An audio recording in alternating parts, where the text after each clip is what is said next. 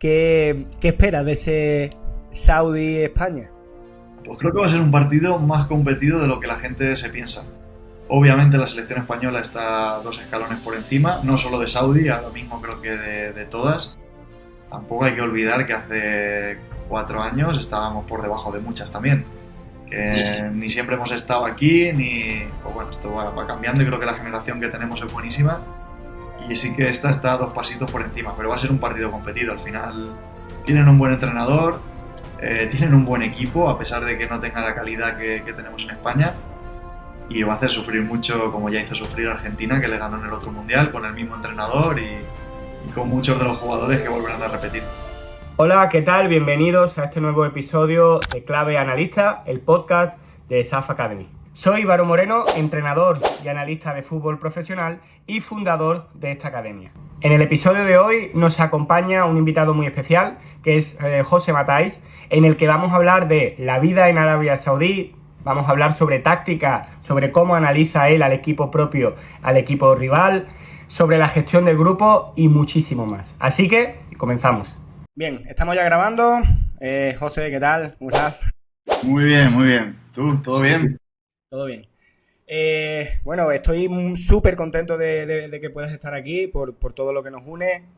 Antes de empezar tengo que reconocer que estoy aquí gracias a ti, en Singapur me refiero, porque cuando tú estabas como entrenador, pues me llamaste, creo que la conversación duró 10-15 segundos y, y a los pocos días ya estaba aquí en Singapur.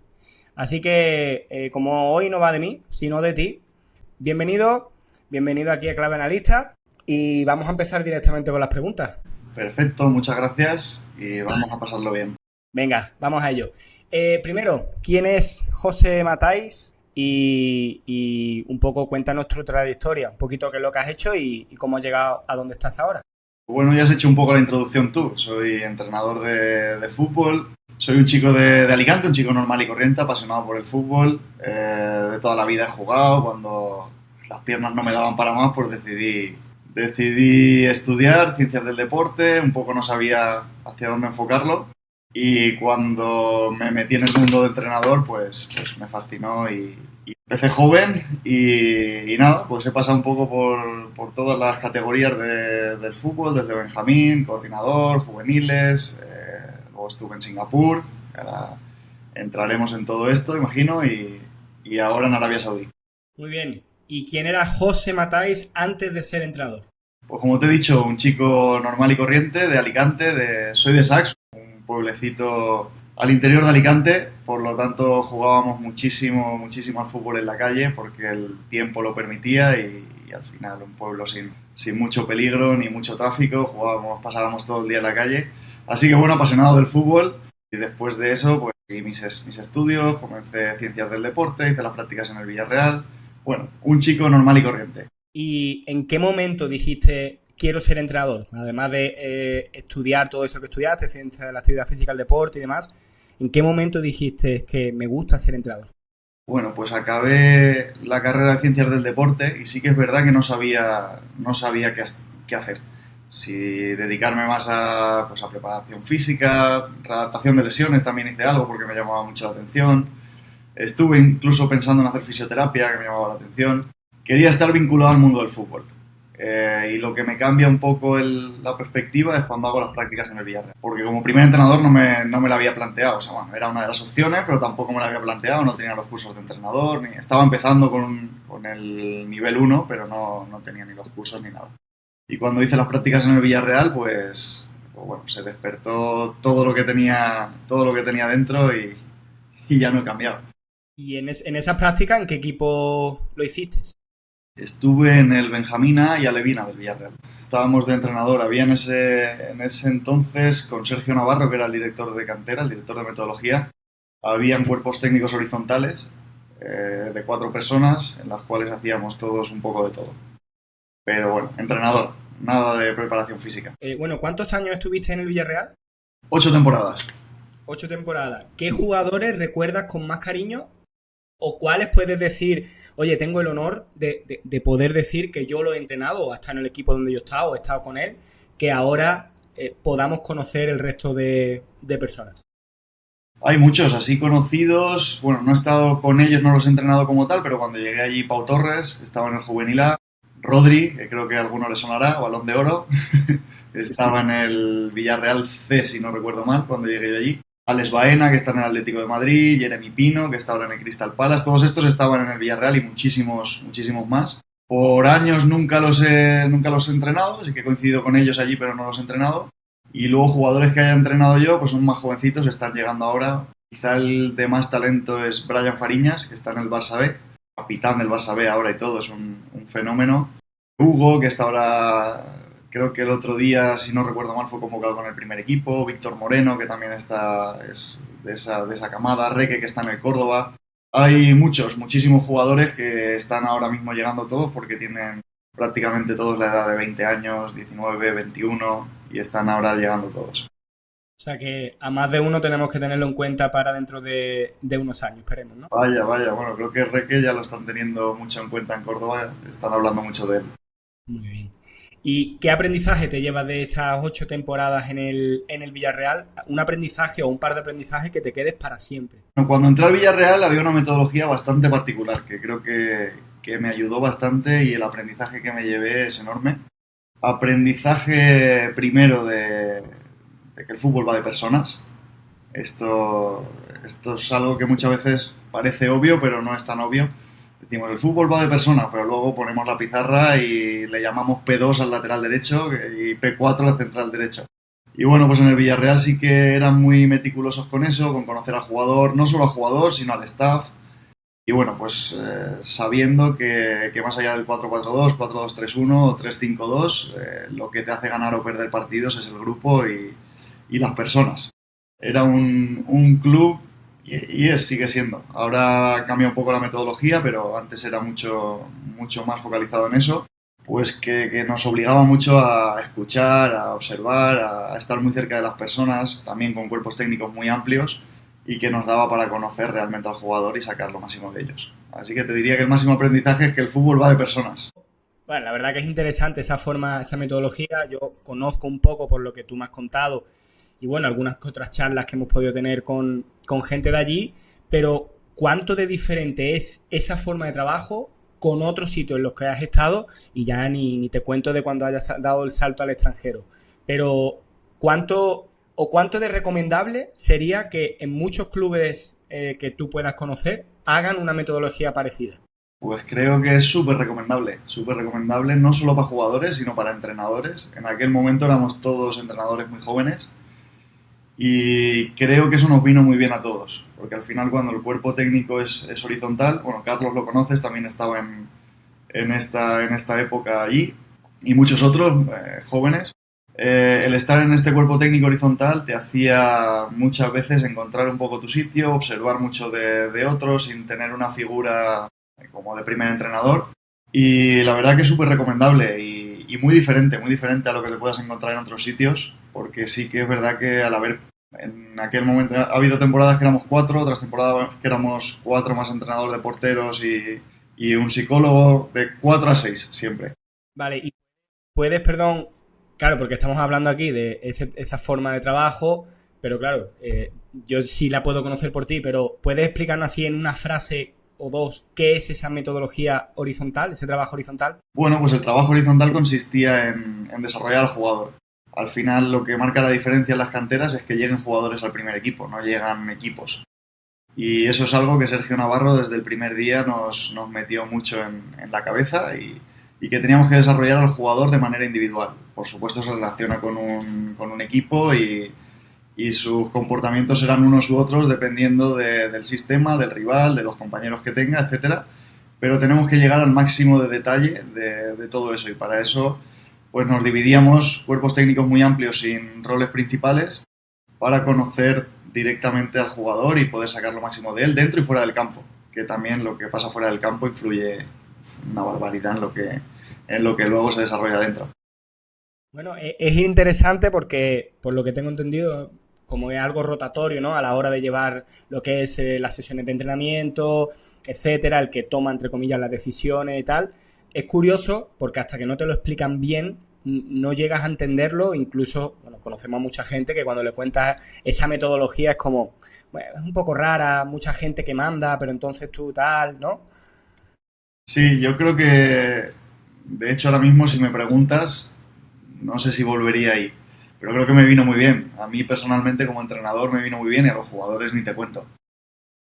Es muy diferente, es muy, muy, muy diferente. Y los entrenamientos son más sencillos de lo que parecen. Al final son tareas o eran tareas bastante básicas, centradas al final en las reglas del fútbol, en lo que compone el fútbol, que tenga porterías, que sean bipolares, que haya dos equipos, que no hayan superioridades muy grandes de comodines. Y a partir de ahí cada entrenador se centraba en los 4 o 5 jugadores asignados. Y estábamos todo el tiempo utilizábamos muchas herramientas. 2017 sacábamos la tablet al campo, que no era algo normal. Y les enseñábamos cortes de vídeos de lo que estaban haciendo en el entrenamiento, incluso lo grabábamos con la tablet. Era algo que ahora se hace muchísimo, pero que en aquel momento no era normal.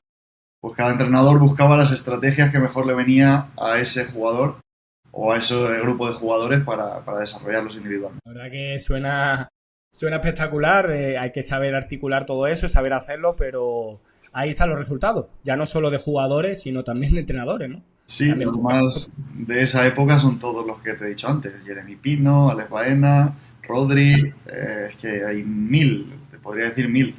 No solo por cómo se trabajaba, obviamente, también el scouting era una barbaridad. Creo que ahora mismo todos los clubes tienen una inversión enorme, pero creo que era el club que más invertía en aquel momento en scouting y que tenía la red más amplia de scouting de España. Bueno, al final jugabas contra el Barça y la diferencia no era mínima. Éramos las 2 o 3 mejores canteras de España. Pues sí, yo también alguna que otra vez la he sufrido, así que bueno. Bueno, hablamos ya de un poco de ese salto al extranjero, en este caso primero a Singapur. Fue una decisión valiente, pero cuéntanos cómo fue, cómo surgió y cuánto tardaste en decidirte en decir, me voy. Bueno, hablábamos antes de Santi, que es el fisio que teníamos ahí en el Lion City Sailors, que le mandamos un abrazo, que está ahora un poco pachucho de salud, esperemos que se recupere pronto. Pues Santi es el que me llama. En aquel momento estaba buscando, Santi compartió cuerpo técnico conmigo en el Villarreal, era fisioterapeuta nuestro, y me llamó porque sabía que estaba buscando pues otros retos, ya de hacía algunos años quería salir al extranjero y bueno, me llamó y me dijo que en Lion City Sailors estaban buscando un entrenador. Al inicio era para el sub-17 y coordinador de metodología, director de metodología, aunque sí que es verdad que eso duró 2 meses y medio. A los 2 meses y medio fui al sub-21 porque hubieron ahí una serie de bajas y ahí me quedé. Bien, pero vamos, que no tardaste mucho. Una semana. Me llamó, hice la maleta y cuando tenía los billetes salimos para Singapur. ¿Qué se siente ahora? Claro, tú ya tienes esa experiencia de que te llame alguien y que te diga, oye, nos vamos para el extranjero. ¿Qué sentiste después cuando te dicen, oye, que nos vamos a entrenar a Arabia Saudí? Creo que el reto es mayúsculo, porque, bueno, la diferencia en Singapur habíamos más españoles o más europeos. Aquí venía yo solo, que ya de inicio es bastante peculiar, no voy a decir complicado, ni mejor ni peor, pero peculiar. Y luego a nivel competitivo, la liga, es un país súper competitivo, súper amplio, todo lo que están invirtiendo aquí, pues un poco la presión, todo. La verdad que era un reto que no podía decir que no. ¿Qué tuviste más miedo? ¿De decir que sí a Singapur o decir que sí a Saudi? Te diría Singapur. ¿Por qué? Fue rápida la decisión, me convencieron muy rápido, Lucas es experto en eso, Lucas es el director deportivo de allí. Pero bueno, al final Singapur es la primera vez que salí afuera y fue, pues la primera vez que sales es complicado. Todo, dices, hostia, y cuando te pasas a pensar un poco todas las cosas, hostia, el seguro médico y las visas y hay 1000 cosas, 1000 papeleos que hay que hacer y que la segunda vez que sales pues ya es un poco más fácil todo. Yo ahora tengo un poco esa experiencia de esa misma situación que tú tienes porque yo he podido traer ya un par de compañeros, analistas, ahora viene otro compañero también. Y son las preguntas que nos hacen, cosas muy... Pero es que no sé si tengo que llevar efectivo, pero, o sea, detalles que tú dices, tío, estamos para algo mucho más grande, Claro. pero es normal. De hecho, yo también lo tuve, me acuerdo que te avasallaba el móvil a ti, a Santi, a todos los de aquí con esas cosas porque es normal. Pero, ¿qué le dirías ¿qué le dirías tú a alguien que está pensando que le gustaría ir a algún sitio, salir fuera, que te hubiese gustado a ti saber unos años antes? Decir, oye, si estás pensando en irte al extranjero, según lo que yo sé, ¿qué le recomendaría? Pues bueno, desde mirar bien los contratos hasta, bueno, eso es lo principal. Muchas veces el contrato, lo hablamos muchas veces en Singapur, ves las cifras y te asustas. Dices, hostia, van a pagar una pasta. Claro, cuando te enteras de que la casa vale $3.600, pues ya no es tanta pasta. Ya no se me quedan tanto. Pues bueno, hacer un poco las cuentas a nivel del contrato y sobre todo tener todo bien atado a nivel de visa, salud, porque siempre te puede pasar cualquier cosa y necesitas una atención rápida y buena. Sobre todo esas tres cosas. Que el contrato esté bien atado, si te puede ayudar a alguien mucho mejor, porque a mí me ha pasado y me ha vuelto a pasar en este último contrato, que hay pequeños detalles que no controlas y cuando tienes que cuando pasan, si no pasa nada nunca no te das ni cuenta, pero cuando pasa algo, pues no está en el contrato. Revisar bien los contratos y tener bien atado todo lo de salud y las visas, que las visas puede ser muy pesado si no te solucionan el tema de la visa rápido. Sí. Lo bueno, por lo menos aquí en Singapur, que dentro de lo que cabe el club, por lo menos a mí, a mis compañeros, no sé a ti, pero nos lo arreglaron todo bastante fácil y no, vamos, yo apenas he tenido que hacer nada, la verdad. Sí, en Singapur la verdad que funciona todo rapidísimo. Sí que es verdad que yo estuve tiempo, estuve 3 o 4 meses para que solucionaran el tema de la visa. Pero luego sí que es verdad que no tienes que hacer nada, te lo hacen ellos todo, que funcionan de maravilla allí. Esperemos que el resto de clubes se pongan también las pilas Pues con sí, eso. pues sí. Bueno, vamos allá con el segundo bloque, que lo hemos titulado La vida en el extranjero. Bueno, un poco, ya hemos estado hablando un poco de esto, pero te pregunto directamente, ¿cómo es realmente vivir en Arabia Saudí? Depende de la ciudad. Me lo preguntan mucho y depende mucho de la ciudad. Esta mañana veníamos de jugar en Qasim, Buraida, que es una ciudad en el centro norte de Arabia Saudí. Pues bueno, si vives en esta ciudad es un poco más complicado porque no tienes centros comerciales o tienes muy pocas posibilidades. Es una vida al final muy reservada, muy tranquila. Y luego si vives en la ciudad en la que estamos nosotros, que es Hobart, pues es totalmente diferente. Tienes todas las comodidades. Está todo en construcción, sí que es verdad que prácticamente está todo en construcción, es una ciudad nueva, pero se vive bien, es un sitio tranquilo, muy seguro sobre todo, lo más importante es que es muy seguro, vayas a la ciudad a la que vayas. Y en la nuestra, ya te digo, todas las facilidades, centros comerciales, cafeterías, restaurantes, todo. Hay una cosa curiosa, que es el coche para todo. En Cosa que aquí España, en Singapur, nada, nada. nada, nada. Y en España, pues bueno, estamos acostumbrados a bajar, a abrir la puerta de casa e ir a la panadería a comprar el pan. Aquí es un poco más complicado. Aquí necesitas el coche para ir a todos los sitios.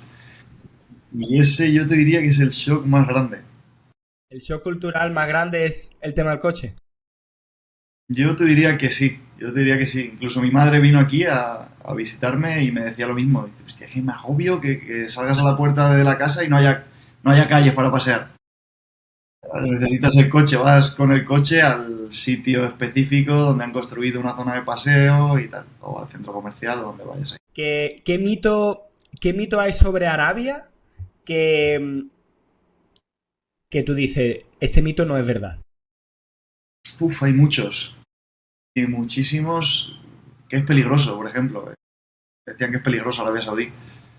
Creo que es el país más seguro en el que he estado, más seguro que Singapur incluso, y Singapur es muy seguro. No sé, es que la puerta de casa está abierta. No hemos cerrado la puerta en todo el tiempo que llevamos aquí, nadie entra a casa. Dejas el móvil por ahí y nadie te va a quitar el móvil. Yo qué sé, cosas así. Es un país súper seguro. Y luego que todo es rígido y cerrado, pues hay cosas que son más rígidas.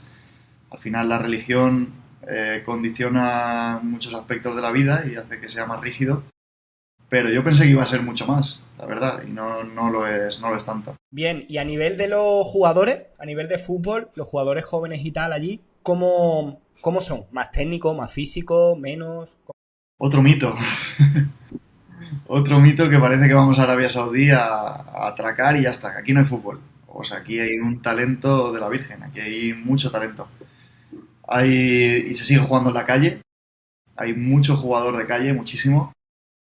Y el jugador árabe, pues te diría, es súper vertical, súper vertical. Le gusta mucho ir a duelos, llevar el partido mucho a duelo, a transición.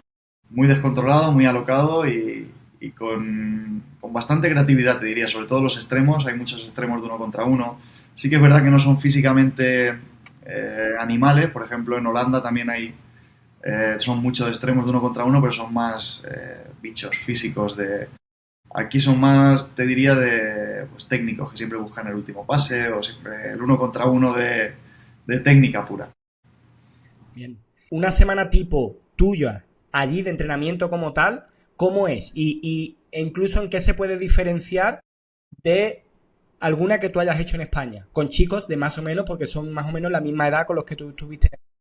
Sí, la semana tipo, pues, a ver, básicamente partido, normalmente después del partido, depende de si el viaje es muy largo o no, pero si el viaje es corto o si jugamos en casa, el día después se entrena, se hace compensatorio y recuperación, compensatorio con los que no jugaron y recuperación con los que jugaron más, el más 2 que es el día después, libre, y luego normalmente empieza -4, -3, -2, -1, pues ya dependiendo de -4, -3 son los días más grandes. Ya iríamos a la parte más física, por no entrar mucho en detalles, días de espacios más amplios o más reducidos. Diferenciaríamos también en función del ciclo en el que estamos y hasta la preparación del partido con el -1. Y luego la diferencia principal es la carga de partidos. Te he dicho la semana tipo ideal y a lo mejor tenemos 2 semanas tipo aquí. Eso sería lo ideal y es lo que nunca hacemos. Hay mucha carga de partidos. Ahora, por ejemplo, jugamos ayer, esta semana la hacemos limpia, pero luego jugamos el 17 y el 20. Entonces, hay 2 días ahí con viaje de por medio y todo. Porque claro, viniendo de Singapur es también todo lo contrario, porque recuerdo que en los últimos 6 meses jugamos Dos 5 o 6 partidos, partidos. dos partidos de Liga o tres, creo, sí. ¿Cómo te ha costado adaptarte también a ese cambio de ahora de jugar tanto y tan seguido a lo que venías acostumbrado en el último año y medio aquí? Sí, me costó el primer año sobre todo. Sobre todo la carga de entrenamiento. De cuando juegas cada 3 días, querer hacer algún día normal, no puedes hacer el día. Es muy difícil, muy difícil. Hay que dar más importancia al descanso. Incluso muchas veces quieres hacer compensatorio con jugadores.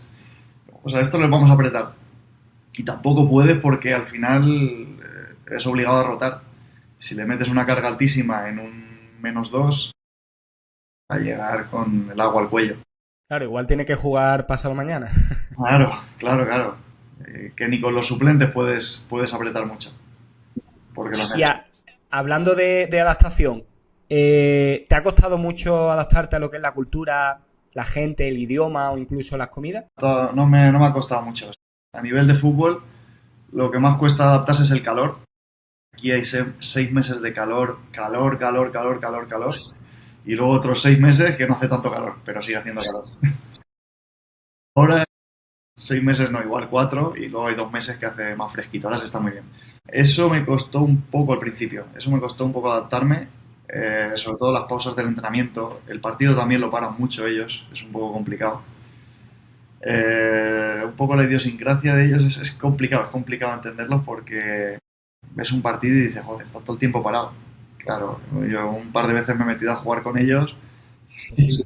o paras el partido o no aguantas 90 minutos, es imposible. Pero incluso primer equipo lo ves en primera división y con jugadorazos, Benzema, Cristiano, todos y tienen que parar el partido. Porque el ritmo no se puede mantener. Ahora sí, hay 2, 3 meses que se juega a nivel Primera División de España o nivel top 5. Otros, pues, donde tienes que gestionar un poco más los tiempos. Eso es lo que más me ha costado. El resto, las comidas son bastante parecidas. A mí no me gusta comer de todo. Y a nivel de cultura, también en Singapur teníamos mucho musulmán, sobre todo los de ascendencia malaya. Tampoco me costó tantísimo. Pues tienes que tener en cuenta horarios de rezo a la hora de entrenar. Horarios de rezo, sobre todo cuando están en Ramadán también. Pero más allá de eso no me costó mucho más en Singapur. ¿Y el idioma qué tal? Y el idioma, bueno, pues ahí vamos. Empecé clases de árabe y sí que es verdad que las dejé y las tengo que retomar otra vez. Ahora cuando tenga un poco más de tiempo las retomaré. Sé lo básico, para dirigir sé lo básico. Tengo la suerte que en el grupo en el que estoy este año hay muchos que saben inglés y eso me facilita una barbaridad. Al final el pegar un silbido en el campo, decir dos cosas en inglés y que el resto les hagan llegar el mensaje te da la vida. Bueno, y por último ya de este bloque, ¿qué tiene Arabia que engancha a tantísimos entrenadores españoles? Pues te diría que la competición es una pasada. La competición es brutal. No hay una liga en toda Europa como esta. Desde sub 15 están jugando primera división de todo, bueno, primera, segunda y tercera. Hay tres divisiones donde juegan contra todo el país. Nuestro equipo está en primera, en todas las categorías. Desde sub 15 están jugando contra todo el país. Viajes en avión, hoteles, una experiencia muy chula para los jugadores y sobre todo de nivel.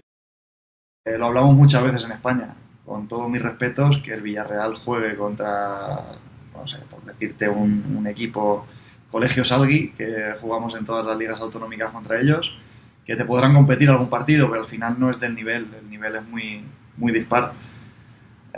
Aquí es diferente, imagínate que se juega una primera división desde cadete de primer año en toda España, pues sería la leche, que es lo que se hace aquí, y esto engancha muchísimo. Le pregunto a muchos entrenadores españoles también, y te diría que es lo que más nos engancha a todos. El nivel de competición es altísimo, y el nivel de estrés también. El nivel de estrés es altísimo.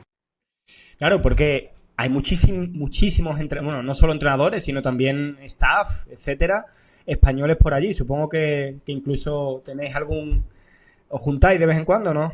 Sí, aquí en nuestra ciudad, de hecho, está Cachía, que es el equipo donde está Nacho, estaba Aubameyang el año pasado, y este año han traído a Retegui también. Bueno, aquí son prácticamente todos españoles y nos juntamos bastante, hacemos comidas, hacemos alguna cena y bien, nos peleamos un poco, jugamos el uno contra los otros. Bueno, vamos al bloque 3, donde vamos a hablar un poquito más de la táctica, un poco más de fútbol como tal. Y bueno, tengo ahí algunas preguntas. Una de ellas es, si tuvieras que definir tu estilo de entrenador, ¿cuál dirías que es? Pues te diría que adaptativo. Me gusta dominar, ¿no? Adaptativo y dominante. Ya lo sabes tú, me gusta adaptarme un poco a los jugadores que tenemos y esa lección la aprendí cuando salí del Villarreal, que los primeros 2 meses intenté hacer lo mismo en Lion City Sailors en Singapur y es imposible. Al final la naturalidad del jugador, la cultura es muy diferente y te tienes que adaptar y jugar de manera diferente, utilizar sistemas diferentes y yo te diría que adaptabilidad y ser dominante. Me gusta ser dominante tanto con balón como sin balón. Tanto si es en presión alta, en bloque bajo, me gusta llevar yo la iniciativa. Creo que es bastante claro lo que has dicho, pero ¿eres más de atacar, de defender o como muchos de sobrevivir? Atacar. Me encanta atacar.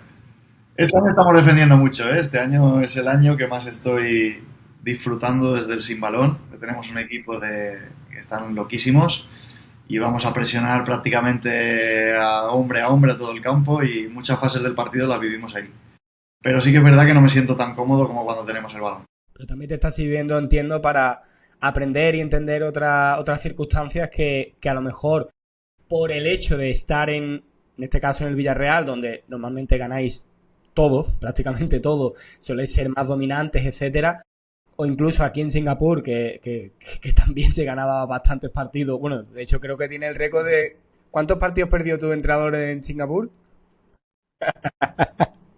Entonces, claro, quiero decir que al final siempre cuando acostumbras a jugar con equipos muy buenos, que evidentemente hay que trabajarlo lógicamente, pero cuando llegas a una competición, una liga, donde hay equipos que también te juegan de tú a tú y también tienen mucha calidad, etcétera, pues también tienes que saber adaptarte, ¿no?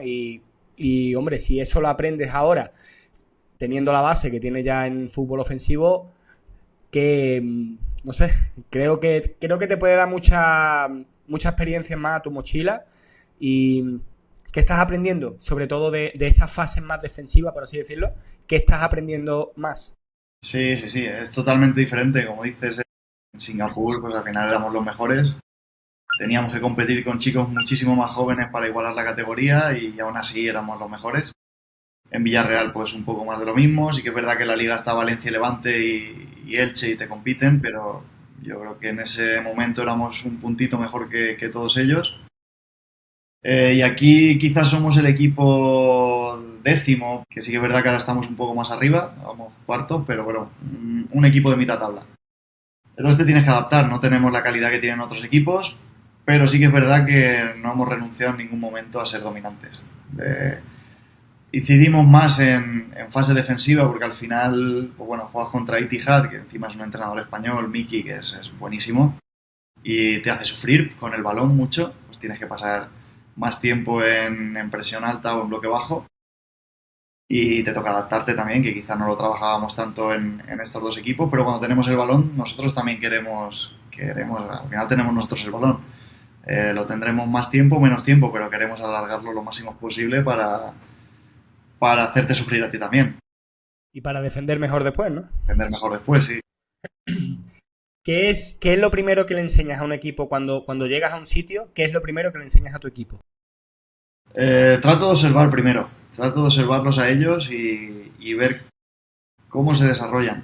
Pero lo primero te diría cuando está un poco las bases de qué jugador juega en cada posición y más o menos tenemos una idea, pues al final la ocupación de espacio. Creo que es lo más diferencial y lo más difícil tanto en defensa como en ataque. Sobre todo en estos países, en Singapur, Arabia, donde el juego es muy emocional y no hay posiciones, no hay espacios, no hay... Es mucho más complicado, mucho más difícil que en un equipo español donde está todo muy bien organizado desde la base. ¿Has notado cambio en tus jugadores al empezar a explicarle temas de espacios, ocuparlos, dejarlos libres, ocuparlos, etcétera? Sí, mucho, mucho. De hecho, a lo que más tiempo he dedicado y dedico es a simplificar todo eso.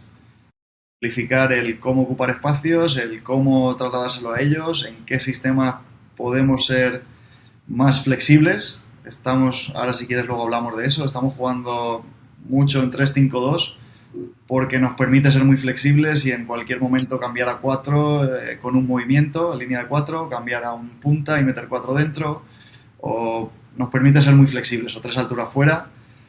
Creo que en eso he invertido mucho tiempo, porque al final los jugadores aquí, a nivel de entendimiento del juego, pues es la mayor diferencia, te diría yo. Al final el entendimiento del juego te hace jugar más rápido, o resolver situaciones más rápido.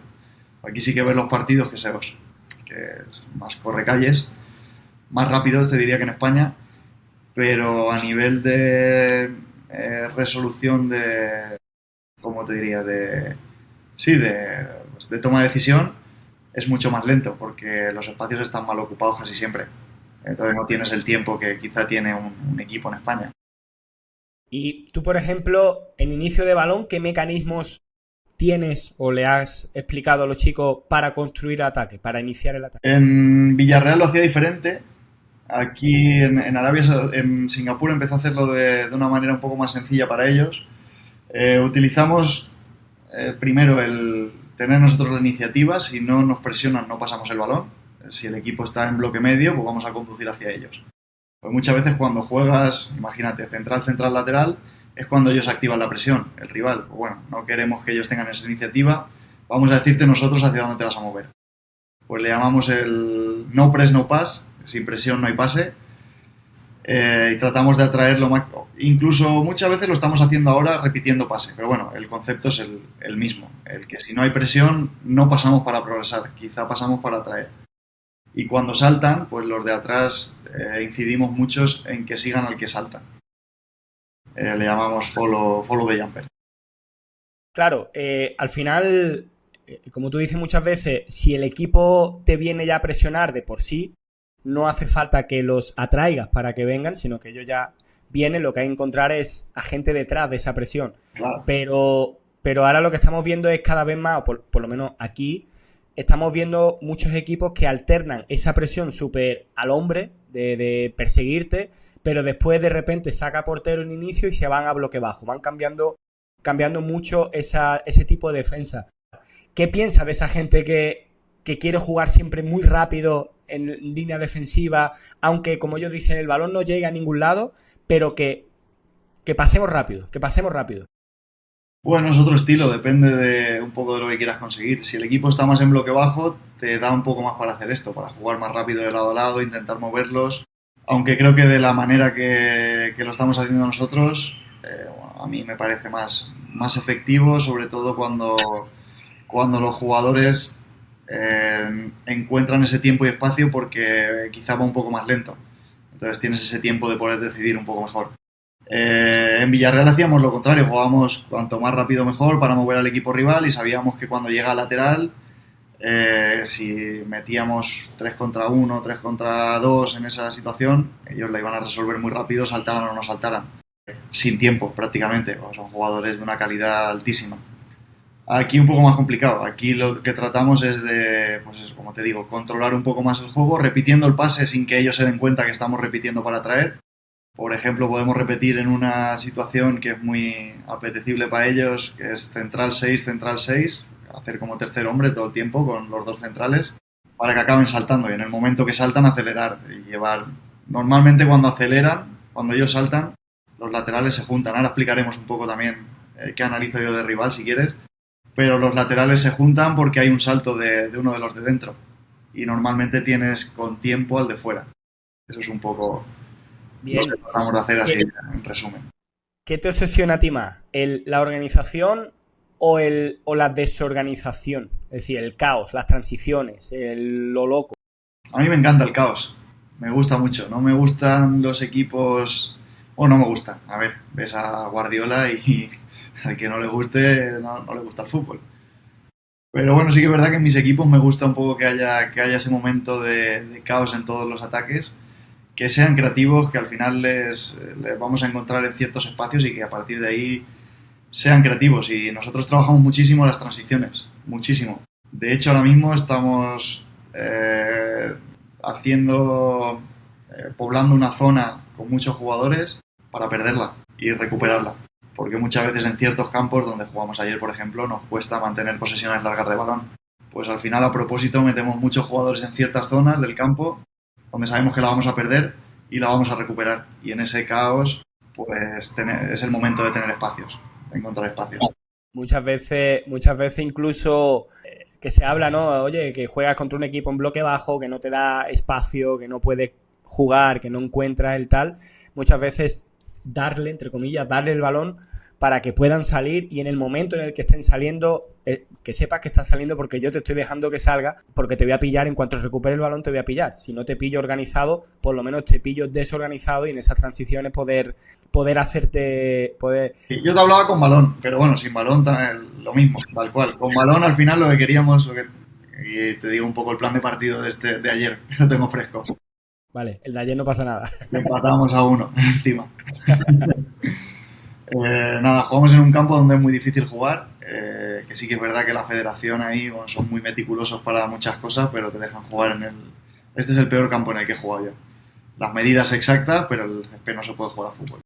Y bueno, pues habíamos un equipo que se iba a meter muchos tramos del partido en bloque bajo, y lo que dices tú, se meten en bloque bajo en un campo en el que el balón te bota la rodilla todo el tiempo, pues lo que hacíamos es tratar de atraer y llevar muchos jugadores a ciertas áreas del campo. Pues en tramos del partido era carril central, en otros tramos era en izquierda y nos la pasamos ahí. Nos la pasamos que yo les decía tener claro que muchos pases van a la rodilla.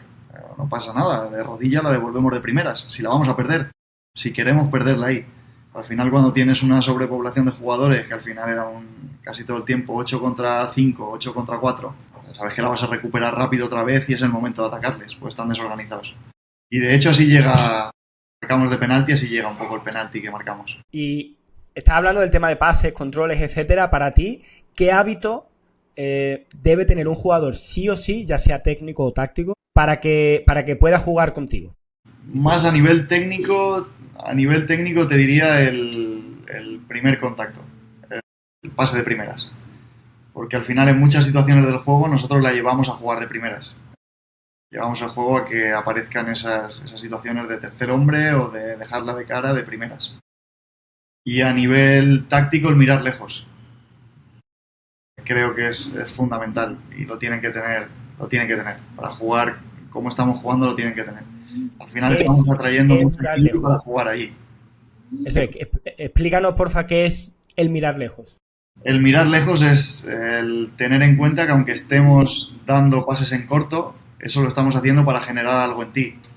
Y tenemos que mirar lejos, ya sea a extremos o a los 10 o el 10 que aparece entre líneas, o al punta o a espalda, pero tenemos que mirar el pase que supere líneas siempre, aunque estemos jugando siempre en corto. Vale, no, es interesante.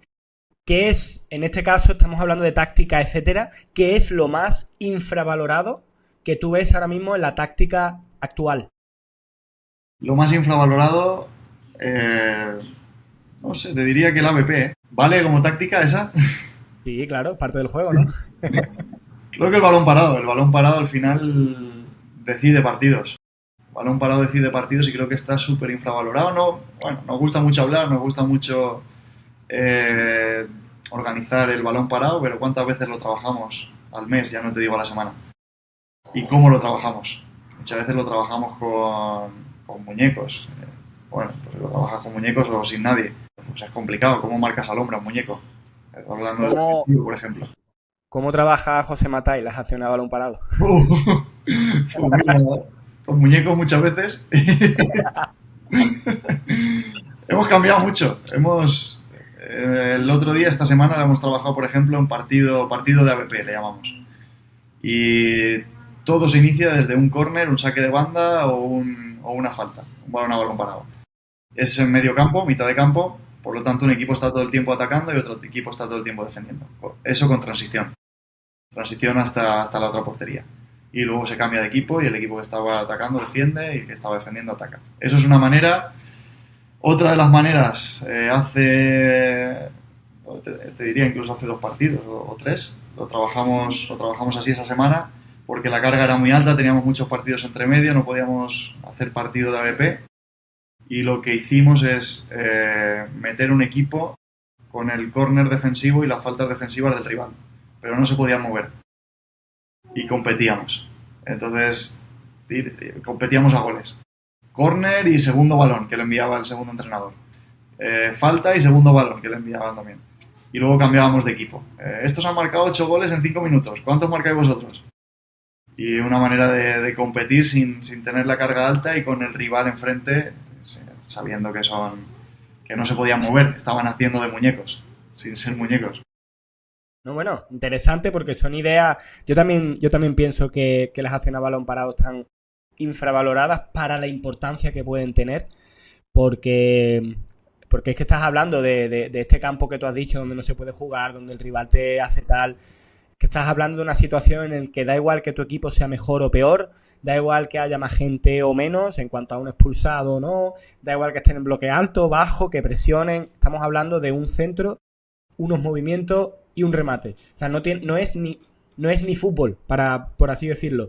Entonces, claro, estamos hablando que podemos sacar ventaja o perderla por una situación que no es fútbol como tal, juego dinámico, pero que ¿cuántos campeonatos, Copas del Mundo? Muchísimos. Y si vamos más allá, pues haciendo el filtro más fino, el saque de banda. El saque de banda es la acción que más se repite en balón parado. ¿Cuántos saques de banda hay en un partido? ¿40? Un montón. Nosotros justamente hicimos un estudio el año pasado, la temporada pasada, de los saques de banda y teníamos un 23% de efectividad. O sea, terrible, muy mal. Y empezamos a trabajarlo y ahora desde hace 22 partidos para acá, la efectividad no baja del 85%. Quiero decir, saca de banda y continuamos con la jugada. A lo mejor no es una jugada de gol como tal, pero sí es mantener la posesión. Y bueno, hablamos de jugada, hemos metido por lo menos 5 o 6 goles de saque de banda, una acción a balón parado como tal, al área y segunda jugada, tal. Pero 83-85% de media de efectividad en saque de banda. Había un porcentaje altísimo además que es en tu campo, en la parte del área, cuando sacas de banda, creo que se perdían el 85% de las posesiones. Una barbaridad. 85 te estoy diciendo, pero por ahí no sé si era 85, 90 o 80, pero por ahí estaba.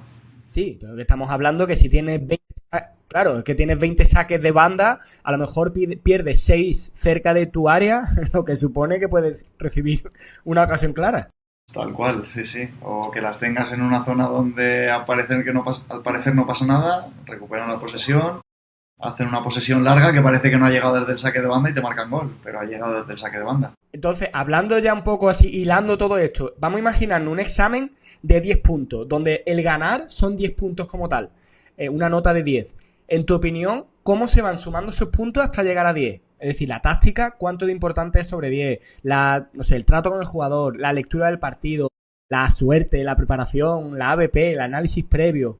Te diría que lo mejor es lo más importante es el grupo, cómo esté el grupo en ese momento. Hay muchas veces que el grupo llega al partido, pues bueno, de aquella manera, o confiados, o sobreexcitados, o con la confianza por los suelos. Creo que eso es lo más importante de todo. Cómo se sientan los jugadores. A partir de ahí, creo que la táctica es súper importante. Por supuesto, tener jugadores de talento. Tener jugadores de talento creo que, bueno, incluso más importante que la táctica, la creatividad o esas situaciones de talento, creo que son más importantes que la táctica. Y luego al mismo nivel pondría la táctica, la tuya y la del rival. Al final juegas contra un rival. Si te centras solo en lo tuyo, estás descuidando muchas cosas de lo que pasa enfrente, muchos espacios que van a dejar libres, muchos espacios que te va a tocar ocupar a ti. Y bueno, el ABP, te diría que estoy volviendo otra vez. Mira, voy a volver al ABP otra vez, que me gusta. Creo que el más sobrevalorado es el saque de puerta. El saque de puerta creo que en una semana tipo el saque de banda no se trabaja o se trabaja 5 minutos y el saque de puerta le dedicamos el 60% de nuestro tiempo. ¿Cuántos saques de puerta hay en un partido? ¿5? ¿6? Depende del rival, ¿no? Claro, pero... 10, si sacas 10 veces de puerta, que te han chutado 10 veces mínimo. Algo claro. Mal. Claro, quizás tienes que entrenar otras cosas, ¿no? Y además que es verdad que un saque de banda sí que te puede hacer perder un balón para una transición, sí que te puede hacer tener una posesión para marcar un gol, pero un saque de puerta bien hecho, lo máximo que puedes conseguir es no perder la pelota y llegar a campo rival. Llegar a campo rival con números sí que te puede ayudar en un saque de puerta. A ver, no es que no sea importante, pero creo que en ese orden del ABP quizá es el menos importante. Y es al que más tiempo le dedicamos. Pues le dedicamos más tiempo porque al final está de moda. Al final somos muy, muy de esto. Vemos a De Chervi que desde el saque de puerta ha marcado 5 goles y yo también quiero. Claro, y queremos, pero bueno, hay muchas fases del juego. No creo que De Chervi trabaje solo el saque de puerta. ¿Cuántas frases, cuánta gente salía diciendo el daño que ha hecho Guardiola al fútbol? Y era, entre otras cosas, por eso, ¿no? Porque ahora, bueno, en esa época todo el mundo quería hacer lo mismo que Guardiola, todo el mundo tal, pero no todo el mundo sabía, ni todo el mundo tenía los mismos jugadores. Sobre todo el cómo aplicar la idea.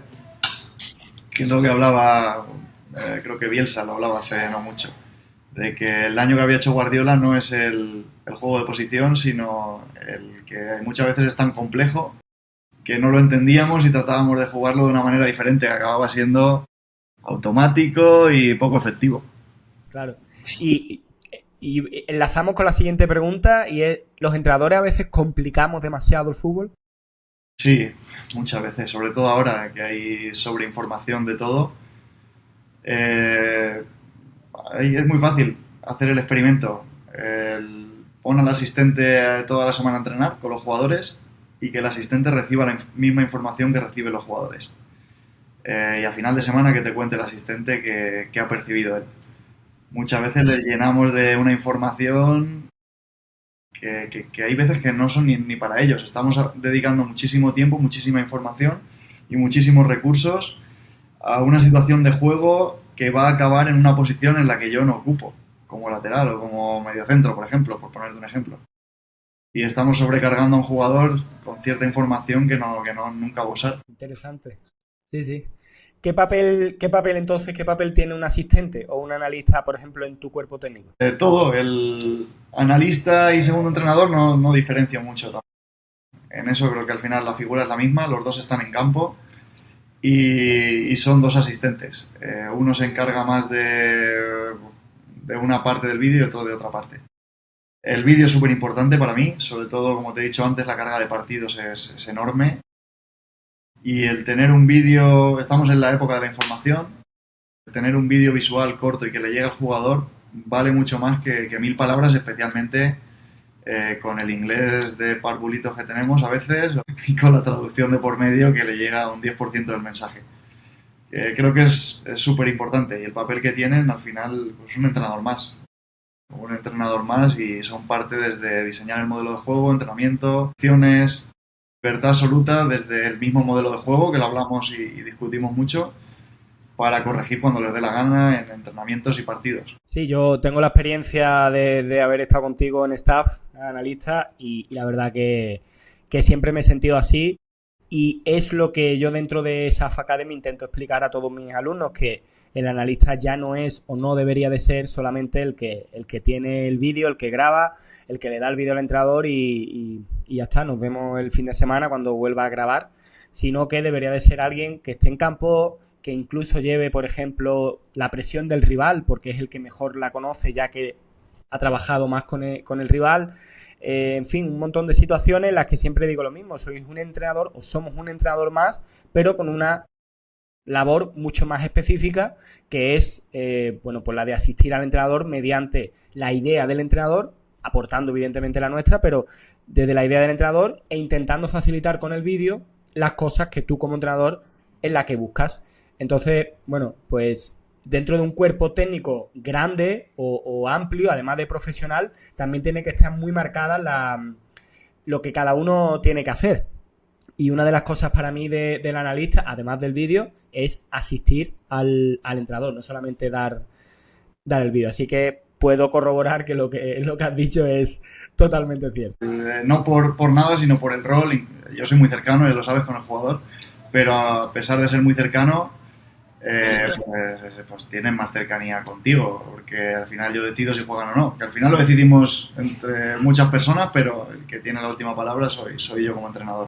Lo hablábamos en Singapur con Hudl, la cámara esta del futuro que tienen, que te corta todas las fases del juego, ¿no? Te cortaba, o tiene la posibilidad de cortártela, creo, si no estoy mal. Creo que es Hudl la cámara.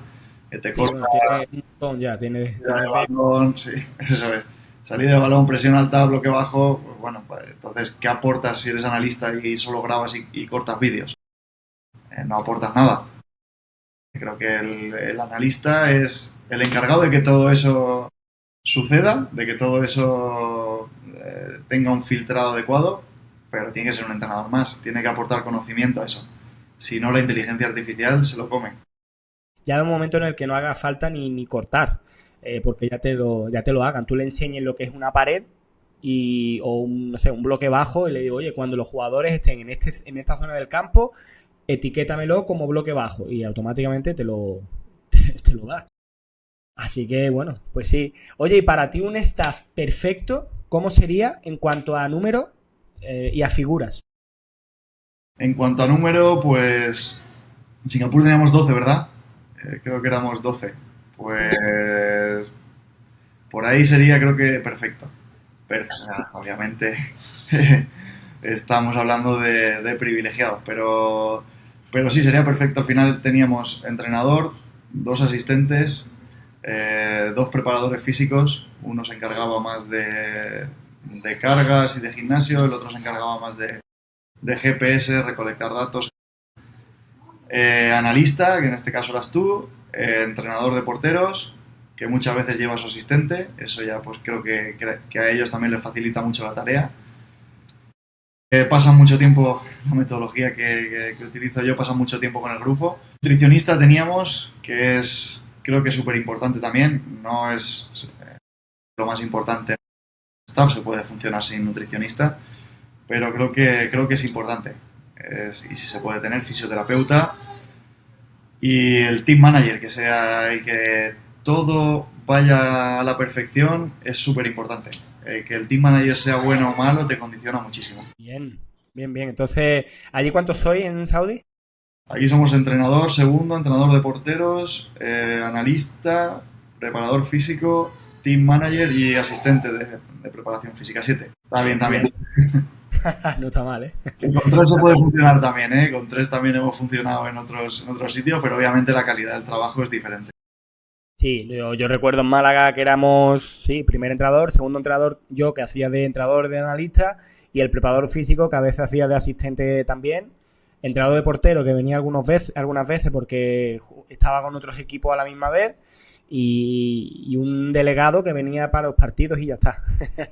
Así que, bueno, y funcionaba. Al final, como tú decías antes, adaptarse a lo que hay, intentar, obviamente, aspirar a lo máximo, pero sobre todo ser profesional, sean las condiciones que sean. Eso es. Vale, pues vamos allá con el bloque 4, en el que vamos a hablar del análisis. Y la pregunta es obligada. Cuando analizas a tu equipo, ¿qué es lo primero que buscas? Cuando analizo a mi equipo o al rival. Primero tu equipo.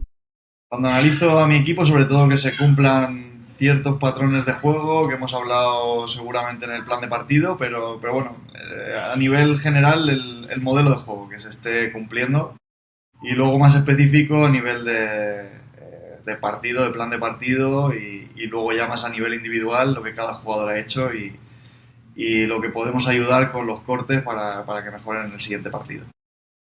Vale, cuando analizas al rival, ¿qué es lo primero que buscas?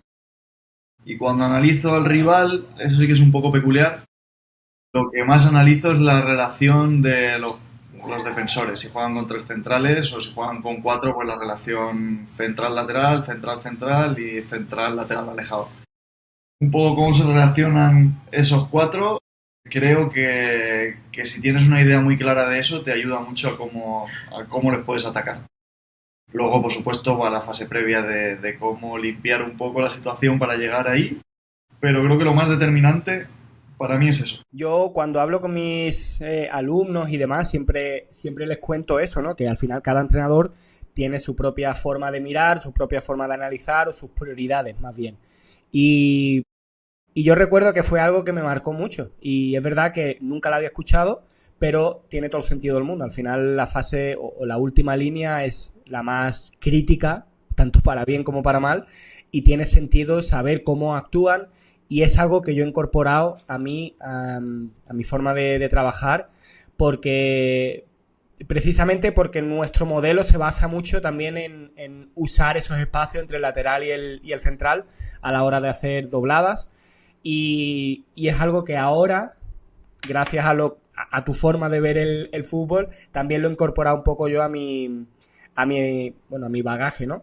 Pero ponnos un ejemplo mucho más específico de esas relaciones, qué podría pasar entre esas relaciones entre central, central, lateral opuesto o alejado.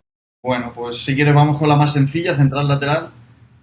A partir de ahí surgen un montón de maneras. Bueno, pues el primero de todo, el jugador con tiempo, cuando estás atacando un bloque bajo, es normalmente el extremo, el jugador que está en amplitud.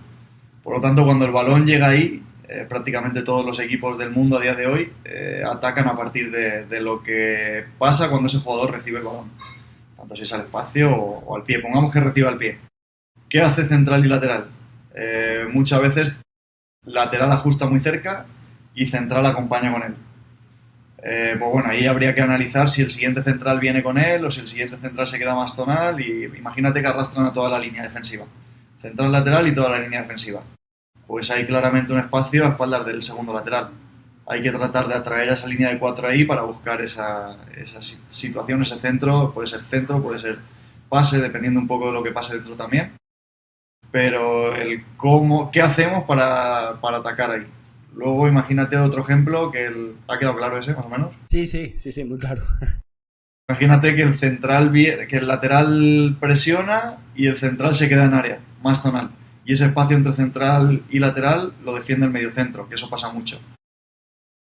Pues bueno, hay una situación clara de la doblada que decías tú, de cortar por dentro. Luego habría que ver la trayectoria, cómo lo hacemos, bueno, que depende de otras muchas cosas, pero bueno, ese espacio se abre, por lo tanto tenemos que atacarlo de alguna manera.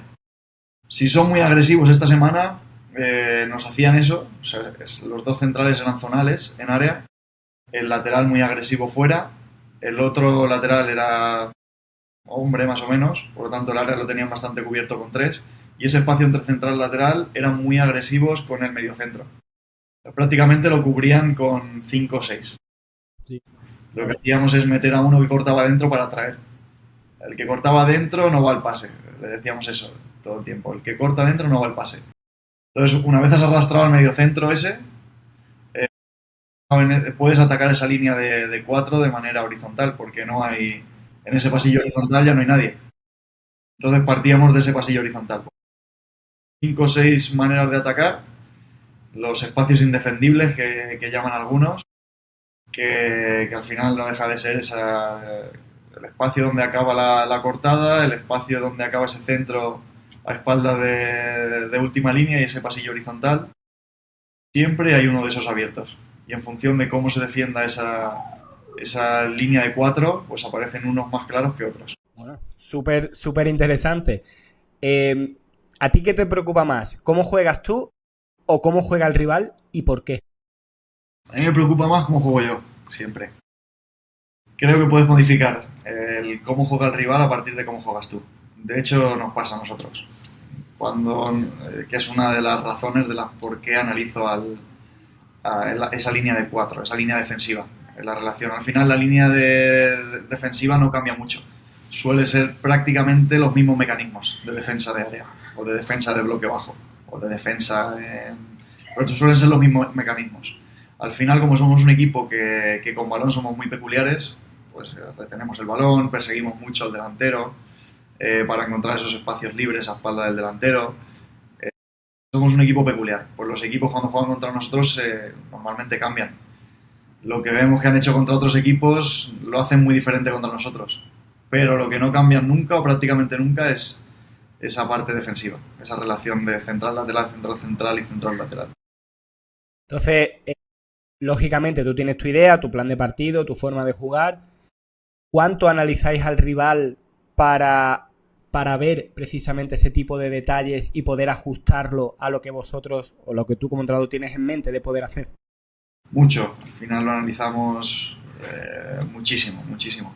Analizamos todas las fases, eso va para el cuerpo técnico. El cuerpo técnico analiza todas las fases. Luego hay un trabajo de imaginación. Nosotros en la liga tenemos un equipo que juega parecido a nosotros. Por sistema, no las mismas intenciones. Hay un equipo que juega con intenciones parecidas y otro equipo que juega con sistema parecido. Entonces tratamos de ver esos dos partidos contra el rival que nos toca. Más aparte el último que hayan jugado, 4 o 5 partidos. Y a partir de ahí nos tenemos que imaginar qué va a hacer ese entrenador contra nosotros. Hay veces que acertamos más y otras veces que acertamos menos. Lo que siempre acertamos, o casi siempre, es la línea de 4, como te he dicho. Y le damos muchísima importancia. La semana pasada le decía al analista, necesitamos saber cómo se llaman los padres de los jugadores. Necesitamos saber todo, porque era un equipo muy peculiar. ¿Y qué herramientas usáis más? Es decir, vídeo, datos, no sé, tanto para analizar al rival como para analizaros vosotros mismos, analizar los entrenamientos, etcétera. ¿Qué herramientas usáis más? Vídeo, prácticamente vídeo lo utilizamos para todo. Tenemos un dron que nos viene de maravilla. Al final con el dron la vista que tienes desde arriba te da para ver todo, tanto en partido como en entrenamientos. Y datos, el año pasado teníamos una plataforma de datos que este año no hemos renovado con ellos, que era interesante, pero al final sobre todo nos daba para comparar con el vídeo. Cuando veías el dato, veías luego el vídeo y decías, bueno, pues esto puede estar pasando por esto. Pero vídeo sobre todo, porque es también lo que más tenemos a mano. Supongo que el vídeo lo prepara principalmente el analista. En este caso, ¿cómo te gusta recibir el informe de un analista? Es decir, ¿qué tiene que tener sí o sí para que tú digas, vale, me sirve? Sí, también es peculiar. Algún día, si quieres, hacemos una charla y enseñamos un plan de partido. Pero sí, en el plan de partido, lo primero, lo que te he dicho, el analista tiene que entregar el informe para el staff o para mí. Y en ese informe se analiza un poco todas las fases del juego, pero especial hincapié en lo que te he dicho antes, en la última línea de defensa y relación con portero también. Eso es lo más importante y a partir de ahí, pues el plan de partido lo hacemos todo de nosotros, pues vamos a jugar así, vamos a jugar asado y estos hacen esto en salida de balón y un clip muy corto.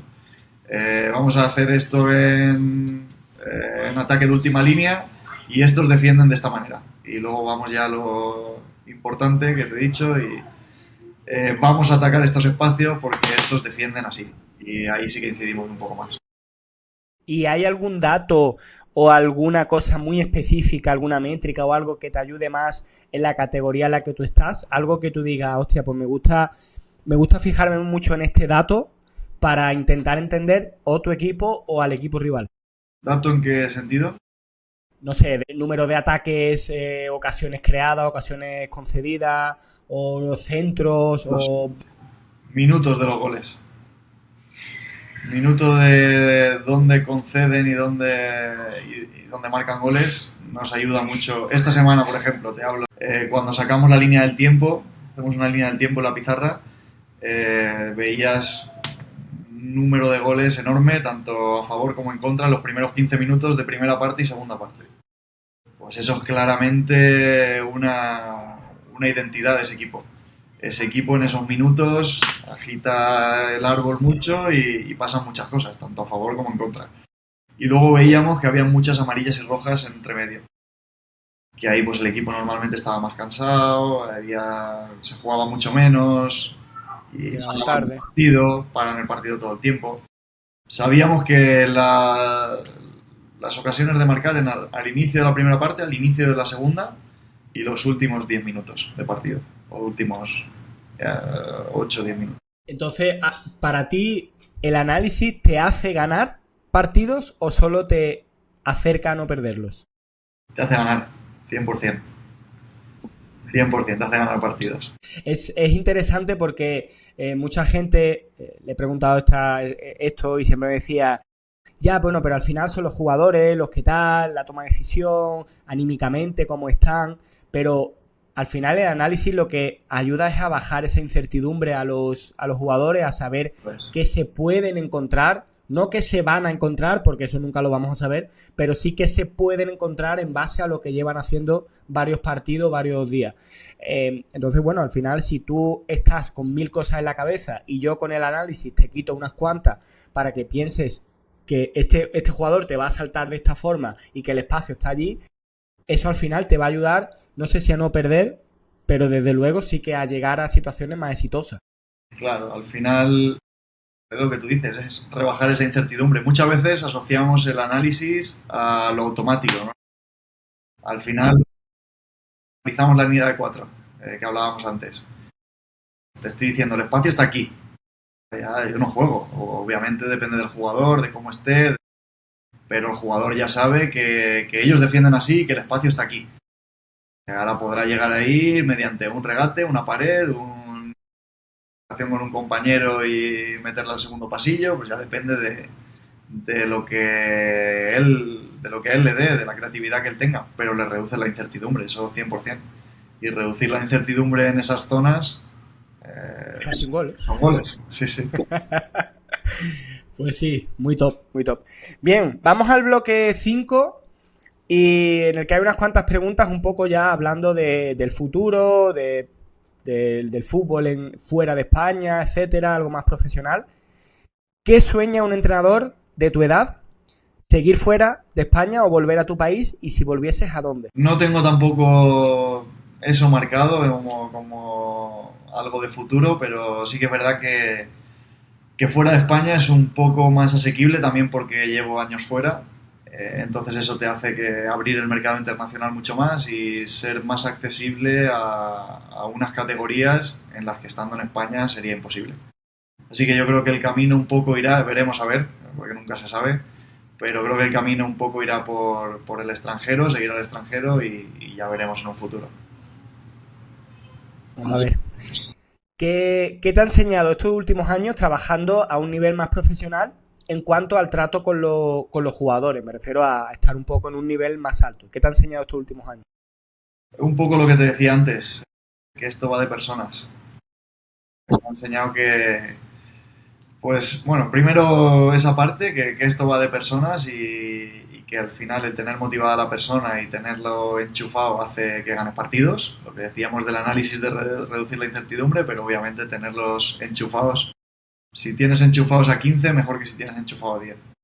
Y eso pasa un poco por el trato individual, bueno, de cómo tratas al jugador y a la persona. Y luego la aleatoriedad del fútbol.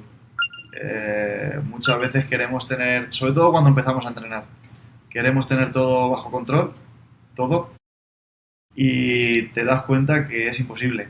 Es un juego de errores y vas a cometer errores, el rival va a cometer errores y todos los goles o el 90% de los goles vienen por errores de un equipo o de otro. Entonces el asumirlo y el trabajar en ello también, que muchas veces, bueno, pues esto, vale, pero nosotros trabajamos en la probabilidad. La posibilidad de perder, como decía Juan Malillo, siempre está, posibilidad de perder y ganar. Pero nosotros trabajamos como entrenadores, analistas, asistentes, para aumentar la probabilidad de ganar. Y eso es lo que, un poco al hilo de todo lo que comentábamos, reducir la incertidumbre en muchas situaciones. Muy top, muy top. ¿Te ves entrenando en algún primer equipo allí en Arabia o en algún otro país dentro de, ojalá, poquito tiempo? Sí. Creo que se me daría mejor. Creo que el trato con personas más adultas en cuanto a cierto tipo de cosas se me daría mejor. Y me veo a corto plazo, de hecho. Ojalá. Sé que alguna vez ha habido por ahí alguna que otra llamada, pero ojalá que algún día pronto se dé. ¿Qué crees que en Arabia están haciendo mejor que en otros países en cuanto, ahora vamos a la formación? En cuanto a la formación, Sí. la inversión económica es una barbaridad. Y la inversión bien hecha, creo que lo que están haciendo es competir en campos de primerísimo nivel, quitado el que jugamos ayer. Al final estamos jugando, y ya no nosotros, que al final nosotros somos categoría sub-19, pero es que el sub-15 está jugando en los mismos campos. Campos, césped perfecto, instalaciones muy buenas, medidas las que toca y la competición. Como te decía antes, creo que no hay ninguna competición en Europa. En Italia compiten la primavera, sí que tiene primavera 1, primavera 2 y compite en todo el país, pero creo que no hay muchos más países que lo tienen. Holanda creo que también, pero desde sub-15 ninguno. Te diría, y competir contra los mejores te hace mejor. O sea que hablaríamos de, sobre todo, inversión / instalaciones y competición. Pero ¿qué oportunidad real tiene un entrenador o un staff, o sea, parte del staff, o yo, por ejemplo, como analista, personas jóvenes y tal, con ganas de crecer, en países como Arabia? ¿Qué oportunidad real tiene? ¿Oportunidad de trabajo o...? De todo, de trabajo, crecimiento, personal, profesional. Y, bueno, de trabajo, el entrenador español gusta bastante aquí, entrenador y portugués, creo que además nos adaptamos muy bien a ellos, porque tienen sí que es verdad que la cultura y religión es muy diferente, pero una personalidad parecida. Son cercanos, les gusta un poco la broma, el no ser tan serio todo el tiempo y creo que viene muy bien la personalidad del español, que es un poco más entrenador dentro del grupo, que no es una figura que está por encima, como otras nacionalidades, es más claro de ver. Y luego es un país que apuesta, si ves las primeras categorías, el año pasado en Division 1, que es la segunda categoría de aquí, había un chico español, Iván, que creo que es del 93 o 92, Iván Carrasco, entrenando en un equipo bueno de la categoría. Que en España pues es más difícil que pase. Aquí sí que es verdad que apuestan. Y les da igual, ¿eh? Si les gustas, les gustaste y para adelante. Que creo que es algo bueno que tienen. Que también cuando no les gustan, te mandan para casa rápido. Pero bueno, sí que es verdad que no les tiembla mucho el pulso a la hora de apostar por gente joven y incluso locales también están apostando mucho por gente local joven. Bueno, como última pregunta de este bloque, ¿qué te gustaría que la gente entendiera del fútbol fuera de España? Siempre hablamos que el embudo es muy pequeño a la hora del puesto, del número de posiciones en gente del staff, por ejemplo, ¿no? Y lo hablaba con un compañero, estuve en Taipei no hace mucho, y lo hablábamos con unos compañeros y decía, tío, es que la suerte que tenemos de vivir del fútbol, de ser profesionales de esto, es muy grande. Y obviamente a todos nos gustaría estar en un equipo de primera división en España, pero es que el embudo es muy pequeño y no hay mucho puesto para ello. Pero aún así, viviendo fuera de España, estamos cumpliendo, creo que tu sueño, el mío y el de muchísima gente que nos dedicamos a esto de forma profesional, que movemos familias, bueno, en fin, que tenemos todo eso detrás. Pero, claro, la gente parece que no, si no es en España, no quiero salir, no quiero tal, no quiero cual. Pero, ¿qué le dirías a esa gente que piensa que o en España o en ningún sitio? Pues bueno, lo primero es que fuera de España el fútbol también se juega con un balón 11 contra 11 y en un campo de 100 por 68, que nos pensamos que se juega otro deporte. Fútbol es fútbol en todos los lados y creo que muchas veces subestimamos sobre todo el español, que es algo que no me gusta nada de nuestra cultura, subestimamos todo lo que viene de fuera. Todo de, este se ha ido a Qatar, es que Qatar es una liga de mierda y Qatar está siempre ahí, te piensas que va a estar el jeque con 2 millones de euros para alguien que entrena en el Alevina del Barça, obviamente no. Es muy difícil, nos pensamos que es muy fácil salir fuera y no es fácil conseguir esas ofertas porque hay mucho, porque quizá hablábamos del embudo en España, pero es que fuera de España también es complicado, porque en España quizá la nacionalidad única por idiomas es español, argentino quizá también, pero español sobre todo.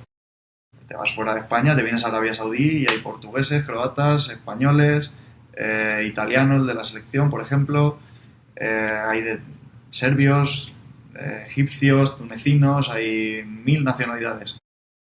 Entonces, no es fácil tampoco y luego lo más importante es que hay talento.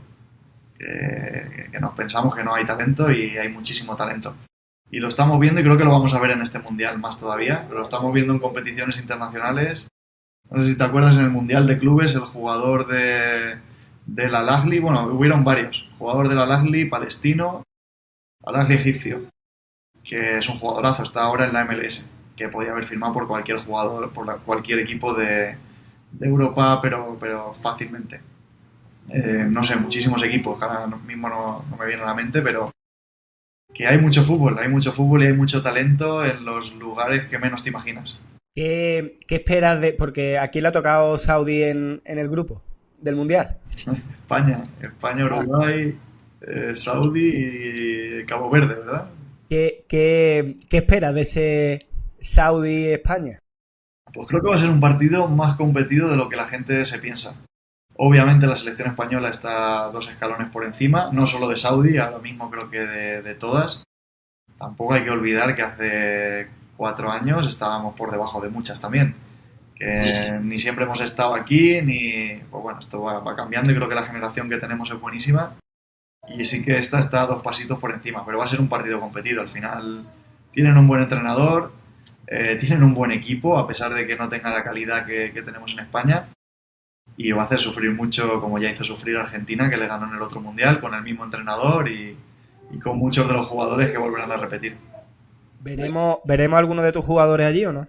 Ojalá, inshallah, como dicen aquí. Hay alguno, este es uno de ellos. Este lo entrené el año pasado, debutó con primer equipo, ahora está con la sub-23. Y bueno, jugadorazo, que ojalá tenga alguno la posibilidad de estar, si no en este mundial, en el siguiente. Genial. Muy bien, pues vamos a cerrar ya con el último bloque, unos últimos consejos y recomendaciones. Así que la primera de ellas es, si mañana un chico de 20 años quiere ser entrenador, asistente o analista de fútbol, ¿por dónde empieza? Por ver mucho fútbol. Y no hace falta ver partidos enteros. Meterte en Twitter, hacer el curso de SAF, de verdad, informarse lo máximo posible, porque el fútbol y la información está al alcance de todos. Tenemos televisiones de pago y de no pago y muchas plataformas en las que se pueden ver partidos y el fútbol está al alcance de todos. Eso es lo primero. Y después tocar puertas. Que hay veces que parece que nos da miedo, pero bueno, el trabajo, de momento, Mourinho y Guardiola hay 2 solo. Al resto tenemos que tocar puertas. Bueno, y Mourinho en sus inicios también empezó tocando puertas, que ya lo cuenta en el libro, como que empezó como traductor, ¿no? Es que, Sí, sí. imagínate. Dime un error que cometiste tú al empezar y que esa persona de la que estamos hablando no debería de hacer, de cometer. Creo que me repito, pero pero merece la pena. Pues el error que cometemos todos, el tratar de controlar todo cuando empiezas a entrenar. Creo que no se puede controlar y creo que muchas veces el tratar de controlar todo hace la caja más pequeña y el jugador mucho más pequeño. Bien.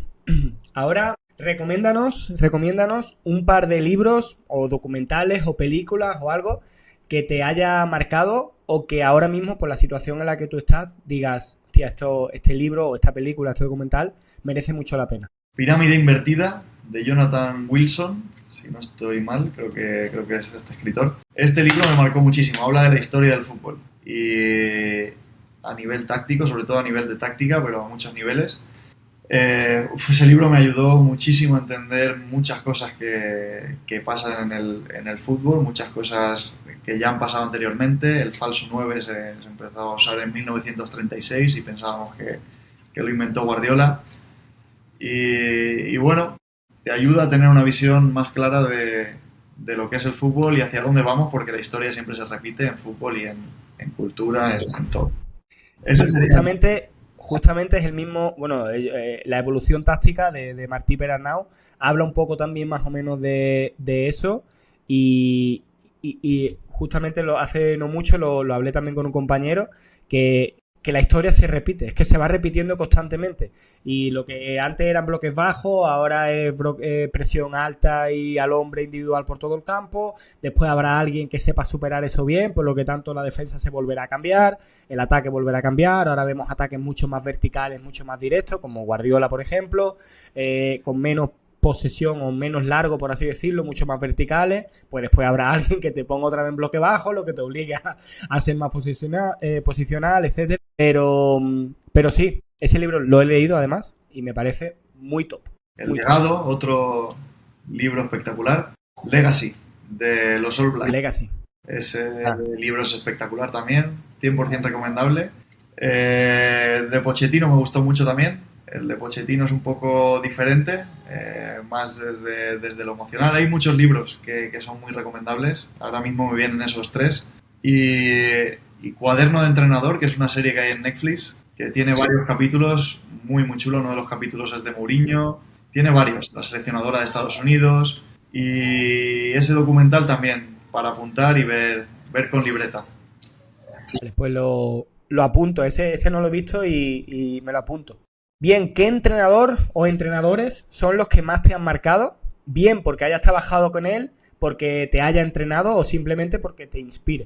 Pues creo que el primer entrenador que me marca, y lo digo muchas veces, es Iván Molés, entrenador que estaba en el Villarreal. Por la manera de transmitir, era un tipo que transmitía muy bien, que era muy organizado, hacía las cosas difíciles muy sencillas y ese creo que fue el primero que me marcó. Y luego muchos, intento aprender de todos. Guardiola es el que más he consumido en cuanto a libros. Por cierto, libros, Pep, Metamorfosis, también muy recomendables. Vídeos, he consumido mucho de Guardiola, de Chervi, Luis Enrique me encanta. Y luego hay otros no tan conocidos que también me gustan mucho y que son más anónimos. Un amigo que tengo, Mario Bárcena, que está ahora en Estados Unidos, Carlos Bou, muchísimos, Carlos Renau, que está en el Athletic de Bilbao, Marcos Merino, que está ahora en Rusia de asistente, muchísimos entrenadores y creo que de los anónimos he aprendido más porque he estado más cerca de ellos, obviamente, y me han ayudado muchísimo. Muy bien. Recomiéndanos a 2 invitados para traer al podcast. Carlos Bou. Vale. 100%. Y luego creo que Marcos Merino y Mario Bárcena darían mucho juego también. Cualquiera de los dos. Marcos, pero está en Rusia. Es un chico con muchísima experiencia. Estuvo en Villarreal, ha estado en muchos sitios. En Uruguay de director deportivo, ha estado en muchos lugares. Y Mario, que está ahora en el Chicago Fire, en la MLS. Estuvo en Villarreal también, Racing. La verdad que con cualquiera de los tres te lo ibas a pasar bien. Recomendaría muchos más, pero... Vale, no, está bien, no, ya ves. Vale, ya para terminar, tu consejo de vida en una sola frase. Bueno, es que ahí ya la última más filosófica es como ya para el cierre de todo. O algún consejo, alguna cosa así más. Que disfrute aquí y ahora.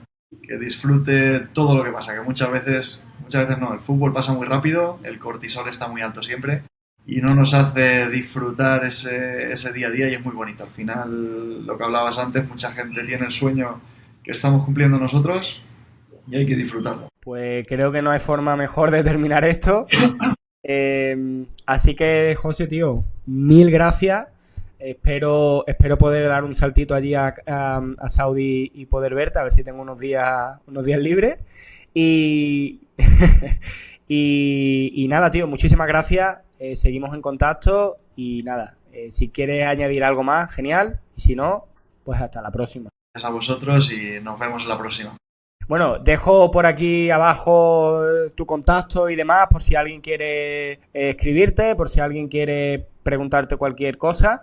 Y bueno, al final también para abrir nuestro networking también está bien que podamos entre todos ayudarnos. Eso es, perfecto. Muy bien, muchas gracias. Venga, pues un abrazo. Chao, chao. Un abrazo.